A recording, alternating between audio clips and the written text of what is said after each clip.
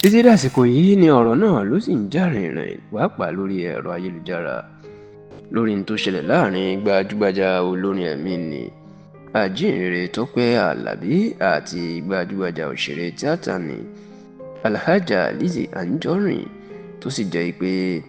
ọ̀rọ̀ ìjà àwọn méjèèjì ó ti di nǹkan tí àwọn èèyàn pàápàá àwọn alẹ́nulọ́rọ̀ lórí ẹ̀rọ ayélujára tó ń fà mọ́ra wọn lọ́wọ́ bí ẹni tó ń gba ìgbà ọtí mọ́ra ẹni lọ́wọ́. Ǹjẹ́ kí ló ṣẹlẹ̀ láàrin Lizzy Anjorin àti Tọ́pẹ́ Àlàbí? Ó mà ní bó ṣe jẹ́ ọjọ́ Ẹtì tí í ṣe ọjọ́ Friday ọ̀sẹ̀ tó kọjá tí Lizzy Anjorin tó fẹ́ ṣe ayẹyẹ ọjọ́ ìbí ẹ̀, níṣe ni àwọn olólùfẹ́ tí wọ́n fẹ́ràn ẹ̀ púpọ̀ wọ́n bẹ̀rẹ̀ sí ni máa dá owó jọ pé bí Lizzy Anjorin yóò bá ṣe ayẹyẹ ọjọ́ ìbí ẹ̀, olórin tó wù àwọn láti pè kó wá kọrin fún un lójijì tó ń pè ní surprise performance òun ni Tọ́pẹ́ Àlàbí, nítorí pé Lizzy Anjorin ó tún fẹ́ràn orin Tọ́pẹ́ Àlàbí dáadáa. Ṣùgbọ́n ní ọjọ́ ayẹyẹ ọjọ́ ìbí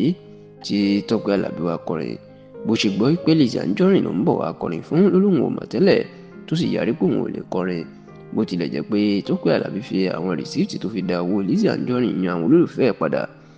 Ṣùgbọ́n tí ọ̀rọ̀ yìí kò tán nílẹ̀ táwọn èèyàn sì ń bínú gidigidi pé kí ló dé tí Tọ́pẹ́ Àlàbí tó fi ṣerú nǹkan bẹ́ẹ̀ fún Lizzy Anjorin.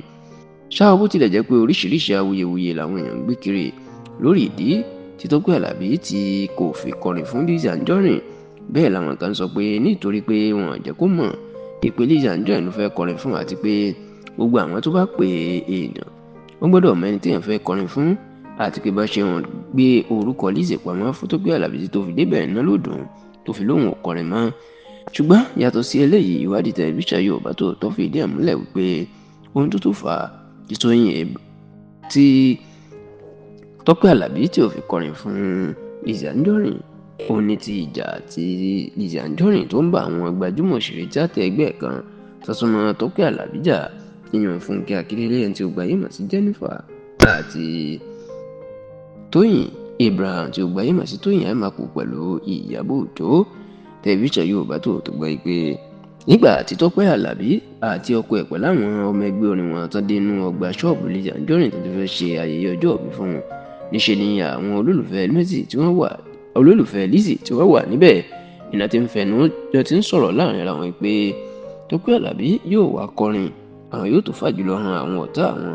tí àwọn jọ ti ń kọrin tí àwọn yóò tó fàjùlọ hàn àwọn ọ̀tá Lizzy tó ti jọ ń figagbága.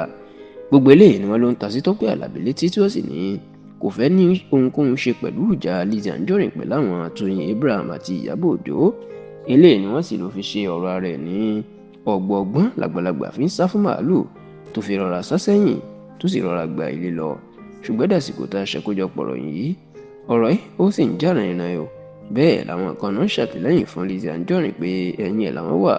bẹ́ẹ̀ làwọn kan míì náà ṣe àtìlẹ́yìn fún Tọ́pẹ́ Àlàbí pé n tó ṣe ó dáadáa.